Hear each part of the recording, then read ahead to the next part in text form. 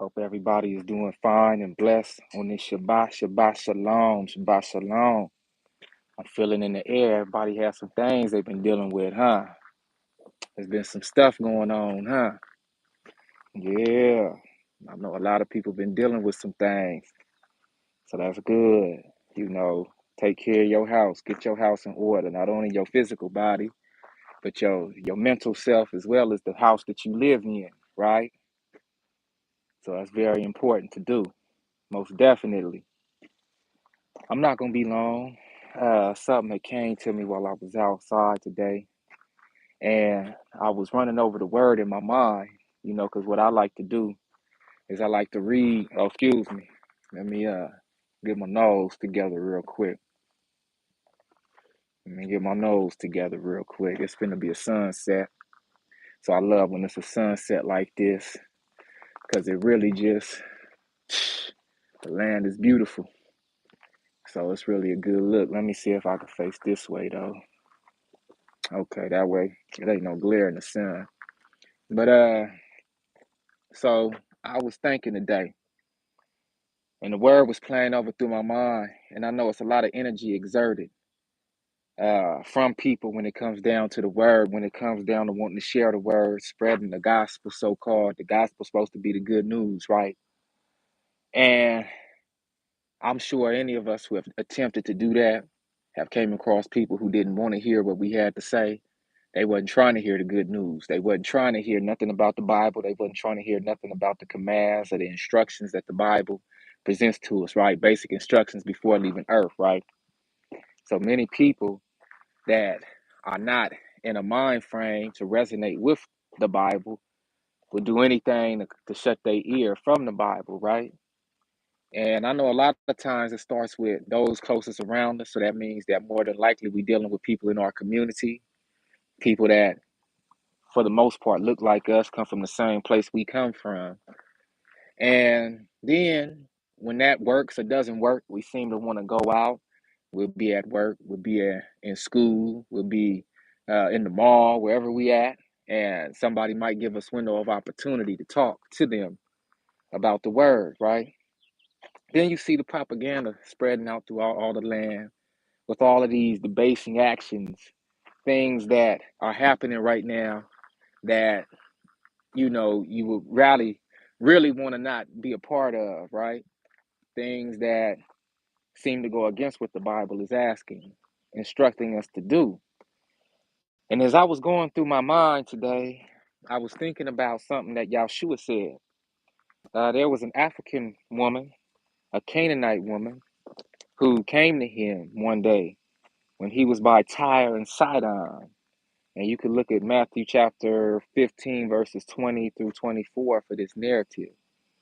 But he was out there kicking it with the disciples. They was chopping it up. And you got to remember, we talking about African people, period. Okay? You got what's called, right? That was constructed in an attempt to take away the tectonic plate that separates or is in between Egypt and Northeast Africa, known as the Middle East today. But that's Africa, okay? All of that land was Africa. So that has to be recognized for me to say what I'm finna say. So people who aren't aware of Yahshua's true identity won't think that he was being racist or something toward a kins person of African descent, okay? So that's very important. Now, every African nation isn't the same. That's also something that needs to be stated. And that's what I'm going to be getting to in the crux of this quick live. So when he met this woman, the woman ran up to him, Canaanite woman, and she said, "Oh, please, please." She believed in his powers and everything. She said, "Please, please." What is that? Is that a rabbit? What is that?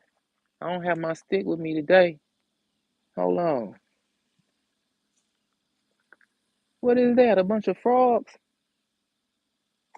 When you out here in the land, you can't be no punk. You just gotta walk up on it a little bit. I ain't talking about no Jeff Irwin style. Hallie, what was that, Mike? Let me see.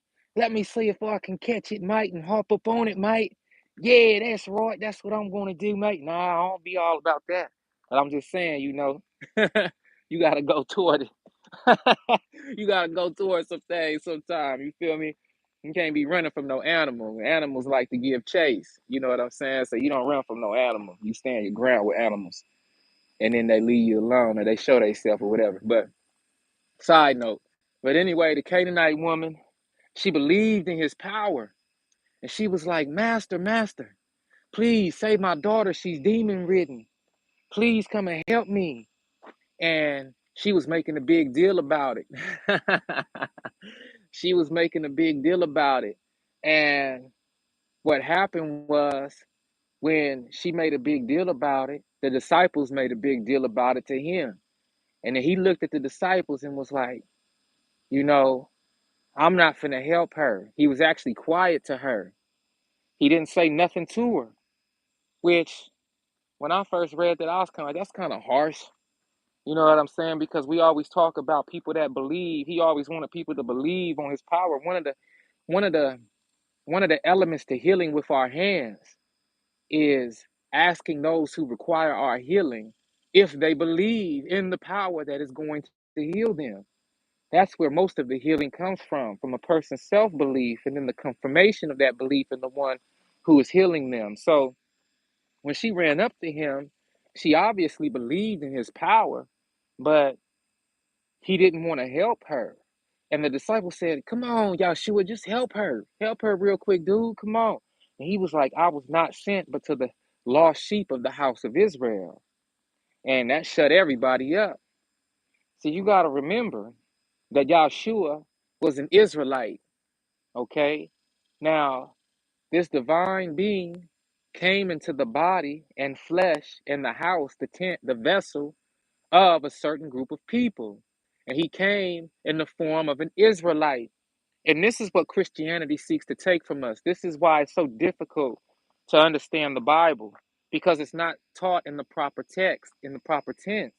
If we were taught that the Bible was a book or a series of instructions that was given to a certain group of people in the land of the world, then I think a lot of the issues that we face today, they wouldn't be prevalent. See, the difference between the instructions given in the Bible versus, let's say, um, instructions that the Chinese received from their dynasties and their emperors and their divine books, right?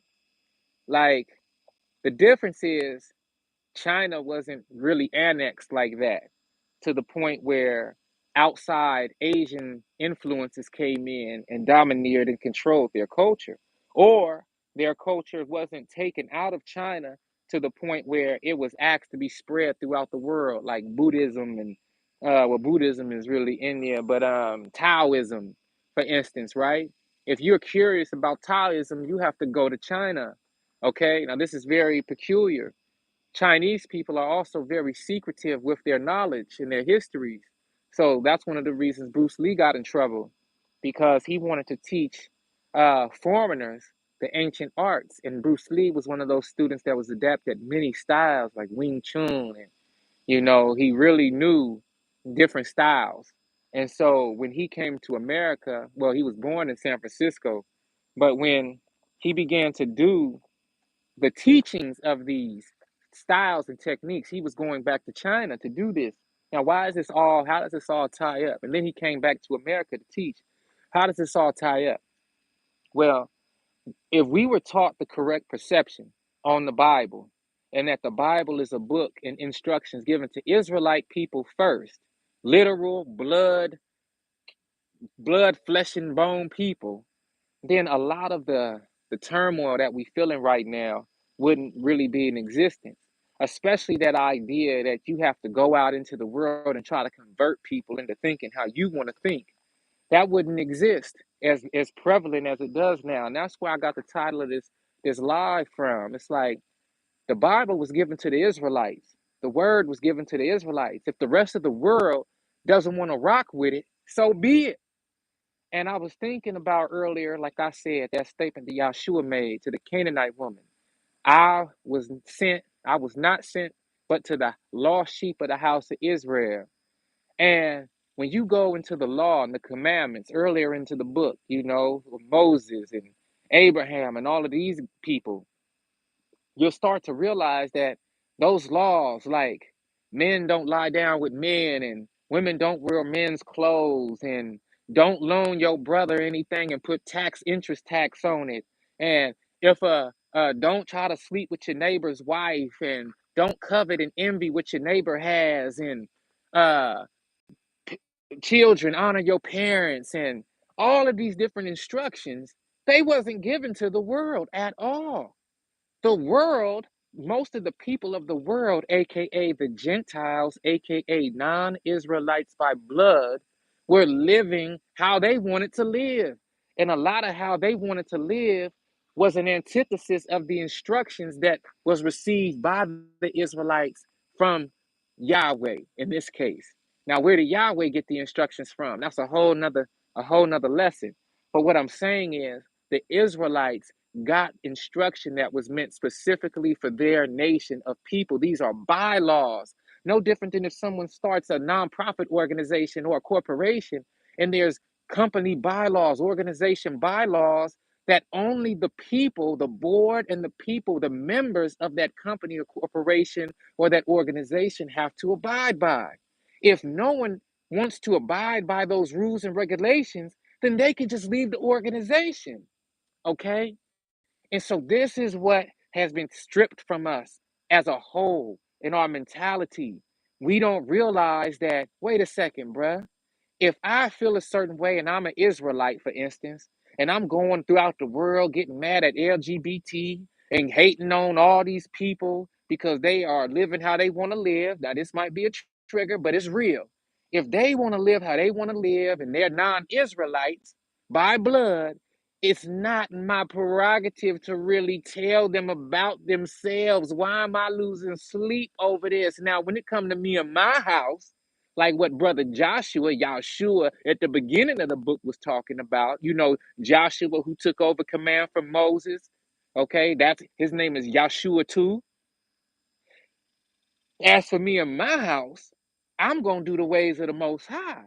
Now, if those ways include not being gay, not laying down with men like he's a woman, women not putting on men clothes, and not loaning my brother anything where I expect interest from it and trying to get over on him like that and all those sorts of things, if I'm an Israelite by blood, then I need to be listening to those instructions because those instructions will help keep our nation running in a correct way. That's what the instructions was for. That's what the whole Bible is for. It's a book of bylaws that's simply written and given in order to help a group and nation of people operate in a way that's high vibe and should be high frequency. Now, this is where it gets funny, and this is why people don't like the New Testament. When the New Testament came along, by the time Yahshua came onto the scene, the one we know as Jesus, by the time he came onto the scene, the Israelites was like, man, forget these bylaws and these tri-laws and these laws. I ain't tripping off these laws. Nah, we want to live like the rest of the world is living. Now remember, the rest of the world, if they are not Israelites by blood, then the Bible calls them gentiles. I'm not making this stuff up. I'm just presenting it. I'm not making this up. The rest of the world who are non-Israelites by blood, according to what the Bible says, are called gentiles. Now, this is where the New Testament comes in, and this is why the New Testament is so dope because the New Testament is inclusive. See, at the beginning of the book, at the beginning of this giving of the bylaws, it was exclusive, meaning only the Israelites by blood need to be observing this. Now, if they take slave people or if they take captives and those captives are brought into the nation, then hey, those captives need to be following a certain set of bylaws within the laws or instructions given to the Israelites. And then they can either join the Israelites as a foreigner, or they can get kicked out and booted out of the walls and out of the jurisdiction of those laws that the Israelites received. But this is where it gets dope. The New Testament comes along, and the New Testament says that the new covenant, I should say, The new covenant states that, wait a second, now, because the Israelites have turned their back on the law and the instructions that they were originally given, now room has been provided for the Gentiles of the world, the non Israelites by blood, to be adopted into the house of Israel, into the fold of the Israelites born by blood and flesh and bone. And this is what's so dope about the new covenant or the New Testament. And you got people who don't like that. You got people who want to keep it exclusive, who's like, nah, forget that. I don't want them Gentiles in here with me. But this is where it gets interesting, because if the Gentiles, meaning those outside of the blood of Israel, Israelites, want to participate in the instructions that was given by the Most High to the Israelite people, then guess what? They have every right to do so. There are rules and regulations that regulate how they are to do that. But nonetheless, space has been given for them to participate with the Israelite people. And Christianity does not teach this. See, going to Sunday school, you won't learn this aspect of the Bible. And you will leave Sunday school if you have a zeal for sharing the word with people. You will literally have a zeal to want to go out and spread the gospel with people, not realizing that, first of all, this word was only for one group of people. Then, if other groups of people wanted to be adopted into the fold and understanding that this particular group of people called the Israelites have, then they are more than welcome to do so. They are more than welcome to do so. But at that point, they also have to live according to these rules and regulations. So, what's up with all of this going around trying to get the LGBTQ community to be under the Bible when most of the LGBTQ community is of the Gentile nations? If those individuals of that community would like to learn and want to be a part of the word and the instructions given to the Israelite people, and they want to change their minds, renew their minds, and change their hearts to live in a more balanced, harmonious way so that they can be truly fruitful, not the devil's version of fruitful, but truly fruitful, so that they can produce new generations amongst themselves, as amongst being in the Israelite fold, right? As amongst a balanced people that's supposed to be balanced, that's supposed to have instruction from the Most High, is what I'm saying. Then by all means, come on. But if they don't want to do that and they want to live frivolously, or they want to live disharmoniously with the universe, or they want to live however they want to live, then so be it. If they want to charge their brother interest for a tax or for a loan, if they want to covet their neighbor, if they want to be envious of their neighbor and jealous, if they want to steal an ox or a cow and that's what they own, then that's what they going to do, because they not Israelite people. That word and instruction set manual was not given to them. They need to go back to their nation, whether it's Greece, Rome, China, all these different nations. They can go back to their nation where their own nation has their own laws, their own statutes, and live under those laws and statutes. That's what the Most High was trying to keep the Israelites from, the perverseness of the other nations. See? The other nations do those things. This is why I'm creating these statutes and laws for you. That's what the Most High told Moses and them. This is why I'm creating these for you. I'm not creating these for the other nations unless the other nations want to be a part of this. All right, so that's something to think about. I done made up my mind. I'm not finna be out here trying to convert nobody. That's the point of what I'm saying. Too much energy is being exerted trying to convert folks that ain't trying to be converted and ain't never asked for no conversion in the first place. Who I think I am trying to run around here and convert somebody to not do what's a natural inclination for them and their bloodline to do? That's not my job. Now, if those people change their mind, change their heart, and they want to come over here and rock with me based off of whatever it is I feel is true and what I believe, then that's when I have window of opportunity to share this insight with them.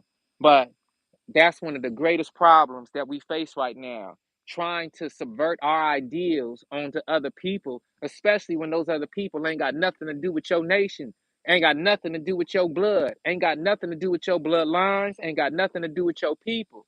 And it's fine and dandy.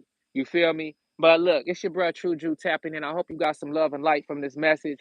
I hope you picked up the Jews. I was laying down, and I want y'all to stay motivated out here. It's a lot in the land right now where we putting our best foot forward. There's certain things that we put our best foot forward in seem to kind of just be falling by the wayside, or they kind of seem to not be working out, or they kind of seem under attack. Where you got to keep going. Stay prayerful. It's going to be tears cried. It's going to be confusion. It's going to be some things that's involved with this journey that's going to try to knock you off. But you are right at your breakthrough. Don't get cold hearted. Don't be hard hearted. Do the best that you can do to be grateful for everything that's happening right now in your life, whether you agree with it or not.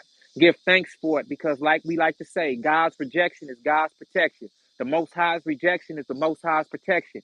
And just continue to do your best to align with the divine will and purpose that the Most High set out for you. Okay? That's where you got to stay prayed. If you got to stay still in all of the confusion and all of the turmoil, you stay still. Don't stay stagnant, though. Don't just sit down and don't just stay stuck. Keep moving, but stay still in that movement. Still means still the mind, still the heart. Accept what's happening, but continue to push forward, knowing that you have a purpose on your life that is to help aid and usher in this new kingdom of the Most High. Look, it's your brother Chuju tapping in with y'all the only way I know how, keeping it real, raw, and uncut. You know I love you to life always. Until the next time, Most High Mama and Papa willing, I'll be back with another one. But until then, like always, stay blessed, stay vigilant, gone.